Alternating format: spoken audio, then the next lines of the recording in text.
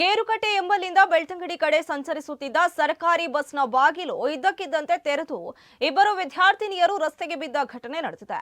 ಒಂದೇ ಮನೆಯ ಇಬ್ಬರು ವಿದ್ಯಾರ್ಥಿನಿಯರು ರಸ್ತೆಗೆ ಬಿದ್ದು ಗಾಯಗೊಂಡವರಾಗಿದ್ದಾರೆ. ಓರ್ವರು ಬೆಳ್ತಂಗಡಿ ಖಾಸಗಿ ಕಾಲೇಜಿನ ಪಿಯುಸಿ ವಿದ್ಯಾರ್ಥಿನಿಯಾಗಿದ್ದು ಮತ್ತೋರ್ವಳು ಎಸ್ಎಸ್ಎಲ್ಸಿ ವಿದ್ಯಾರ್ಥಿನಿಯಾಗಿತ್ತು. ಪಬ್ಲಿಕ್ ಪರೀಕ್ಷೆ ಬರೆಯುವುದಕ್ಕಾಗಿ ಬಸ್ನಲ್ಲಿ ತೆರಳುತ್ತಿದ್ದಳು.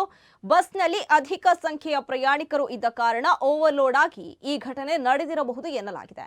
ಗಾಯಗೊಂಡ ವಿದ್ಯಾರ್ಥಿನಿಯರನ್ನು ಚಿಕಿತ್ಸೆಗಾಗಿ ಖಾಸಗಿ ಆಸ್ಪತ್ರೆಗೆ ದಾಖಲಿಸಲಾಗಿದೆ.